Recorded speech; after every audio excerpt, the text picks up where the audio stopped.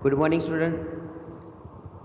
This is chapter number 4, quadratic equation, and we have just discussed the solution of quadratic equation by factorizing, and then we just take one method, that is splitting middle term, and we factorize the given quadratic equation, and then we just find the values of or the solution of the given equation, that is the roots of given quadratic equation.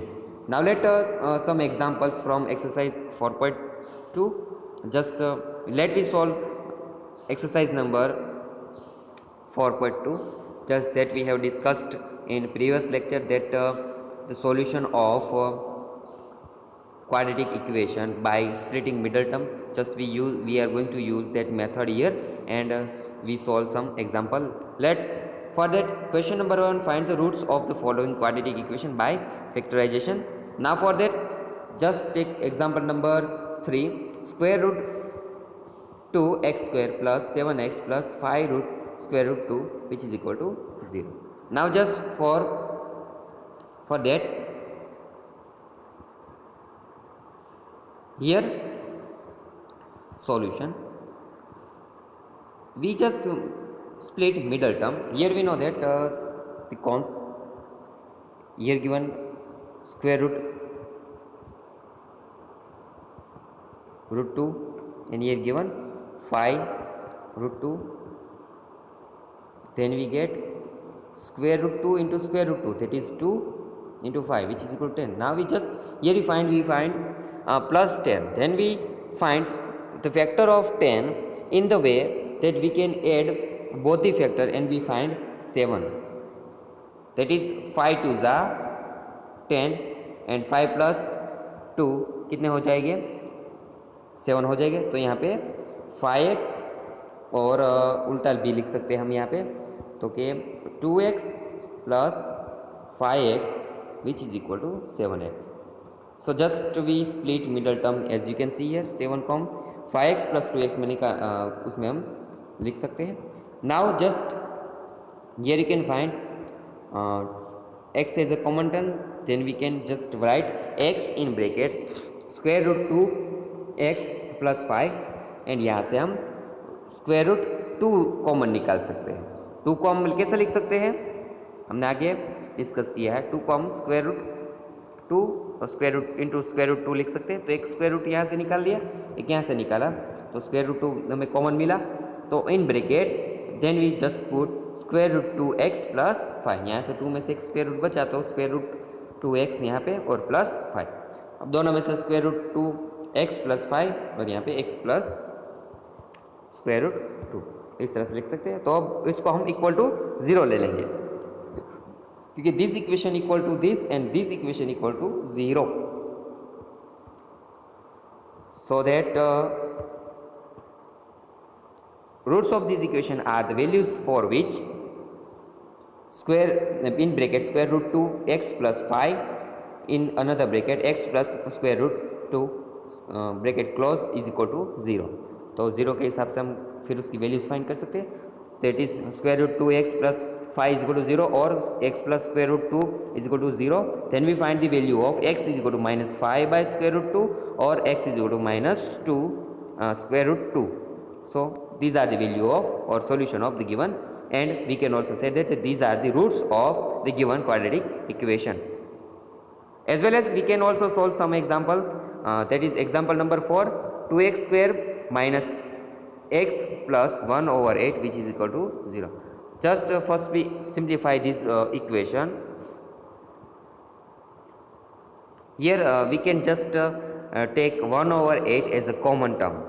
1 over 8 क्या कर सकते हैं, हम common लिख सकते हैं. Common कैसे निकालेंगे, तो कि यहाँ पे 1 over 8 है, तो 1 over 8 को पहले सभी के साथ मल्टीप्लाई करेंगे. हम पहले क्या करेंगे, तो कि सभी को मल्टीप्लाई कर देंगे. यहाँ पे तो हमारे पास क्या है कि 2x स्क्वायर है माइनस एक्स प्लस 1 over 8 है, तो 1 over 8 हमें सभी में से कॉमन निकालना. तो पहले हमें 1 over 8 को, यहाँ दोनों के बाकी टर्म है उसको मल्टीप्लाई कर देंगे. तो कि 1 over 8 निकालने के बाद 8 2 जा 16x स्क्वायर माइनस यहाँ पे 8 इसके साथ मल्टीप्लाई करेंगे तो माइनस 8x प्लस 1 यहाँ पे बचेगा, क्योंकि यहाँ पे ऑलरेडी 8 है, तो तो सभी के डिनोमिनेटर में 8 होगा, तो 8 को हम कॉमन निकाल लेते 1/8. Then we can find just term as here you can see that 2x square minus x plus 1/8. Then we find 16x square minus 8x plus 1. Now just splitting middle term. 16 ones are 16 and 4 fours are 16.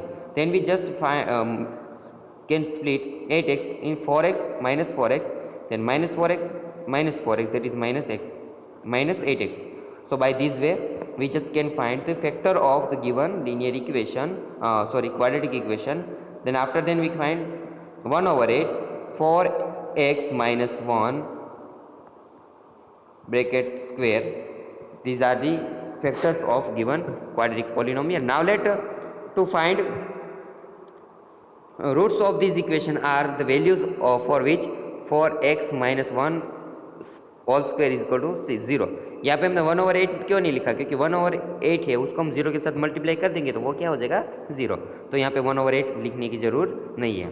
तो उस हिसाब से हमें उसका दोनों का answer क्या मिलेगा 4x minus 1 is equal to 0 और 4x minus 1 is equal to, then we can find x is equal to 1/4 and x is equal to 1/4. So this two values are the roots of the given quadratic equation. By this way you can solve some example from exercise 4.2 other sums, then you can solve it. Now let take some problems from exercise question number 5. The altitude of right triangle is 7 centimeter less than its base. If the hypotenuse is 13 centimetre, find the other two sides. जब भी यहाँ पे right triangle आता है ना तभी हम एक जो पाइथागोरस है ना उसको हम याद करेंगे. तो पाइथागोरस ये को याद करके हम यहाँ पे उसकी जो है वैल्यू हम फाइंड करेंगे. तो अभी देखो यहाँ पे कि एक ऐसा राइट एंगल ट्राइंगल दिए गए, तो उसमें यहाँ पे एक राइट एंगल ट्राइंगल मानो कि ए बी सी है, बी राइट एंगल है. यहाँ पे दिया गया है कि ए जो इसका बेस है, बी सी उसका बेस है और ये क्या हो गया altitude, it is a base, और ये इसका क्या हो गया अल्टीट्यूड हो गया, और ये हाइपोटेनस. तो क्या कहा है कि the altitude of a right triangle is 7 centimetre less than its base, but we don't know the value of base, so we just assume x centimeter, that is the length of base. We don't know the value of base, so we just assume that x centimeter is a measure of base BC. Now just repeat once again.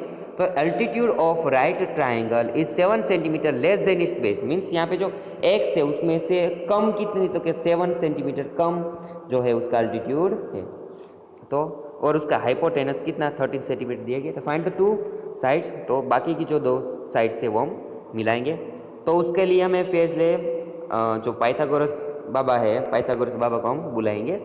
तो solution, let the base of the right triangle be x centimeter and its altitude is equal to x minus 7 centimeter.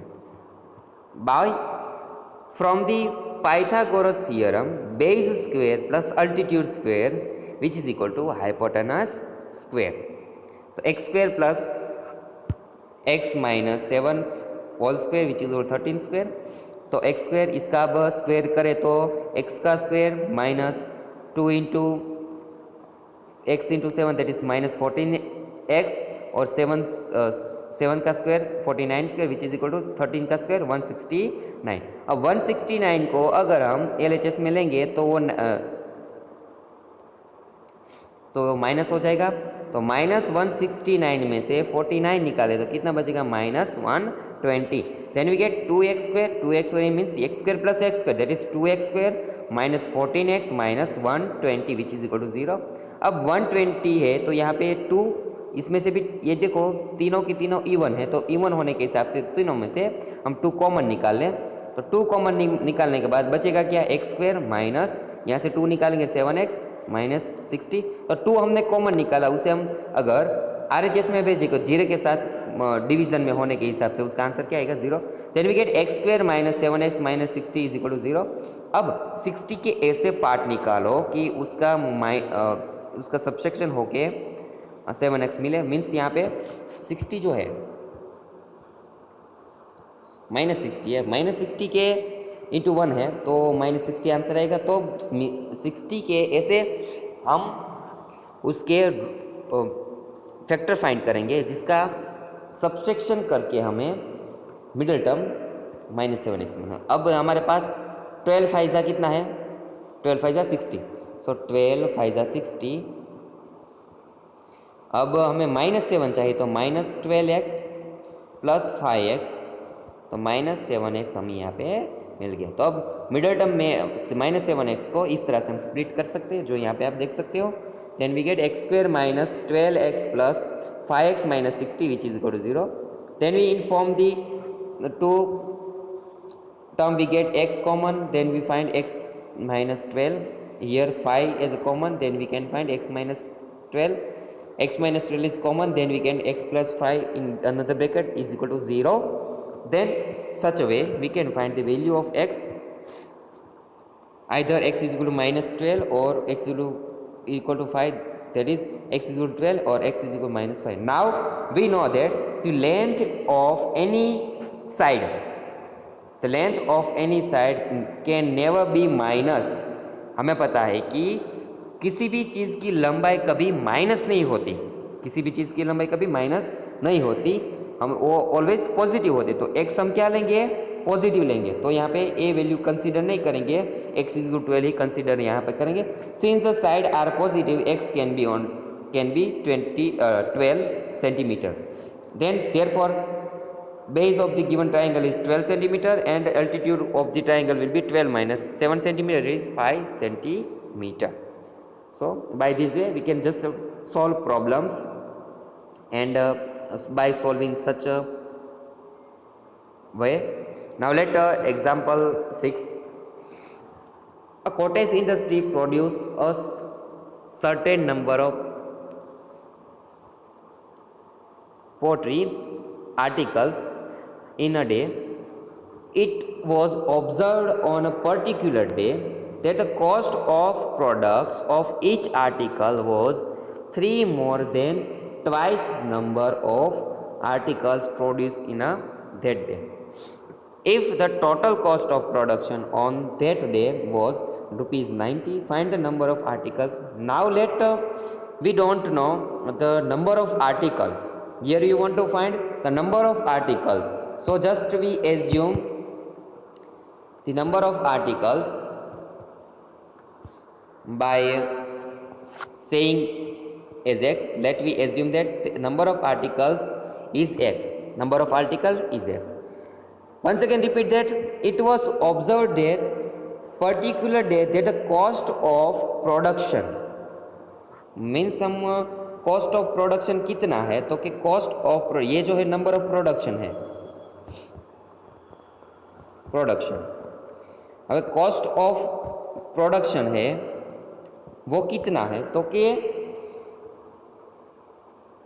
It is article was 3 more than means +3 करेंगे, 3 more than twice the number of articles.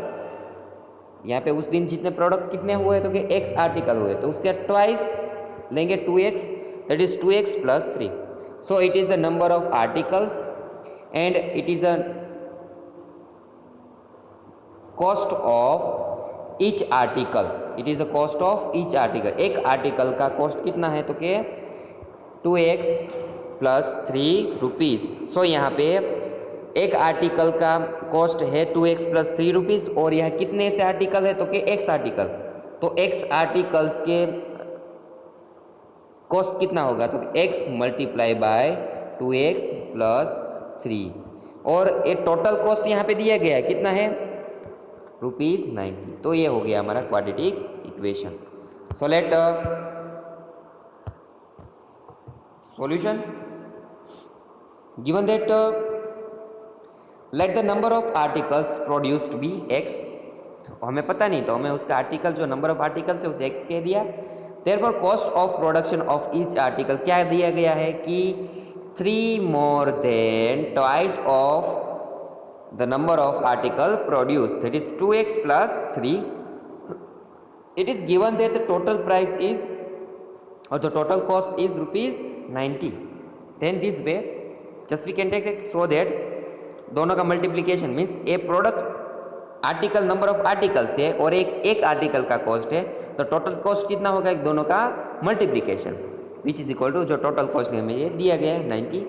Then just multiply x 2x plus 3 that we get 2x square plus 3x minus 90 which is equal to 0.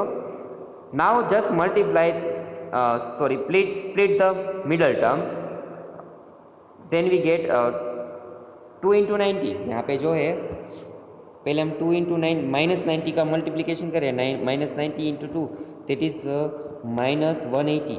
अब यहाँ पे minus आया means middle term को subtract करके ऐसे 180 के ऐसे 2 फैक्टर हम फाइंड करेंगे जिसका सब्सट्रैक्शन होके हमें मिडल टर्म 3x मिले. तो अब यहाँ पे 15 12 है वो 180 होता है, 15 12 कितना है 180 होता है. अब तो प्लस 3 चाहिए तो 15x minus 12x which is equal to plus 3x. By this way we can just split middle term as we can see here 2x square plus 15x minus 12x minus 90 is equal to 0. Now from first two term we can find x as a common term in bracket 2x plus 15 minus here minus 6 is common, then we can 2x plus 15, then we get factorization from first bracket 2x plus 15 and another bracket x minus 6 which is equal to 0. Now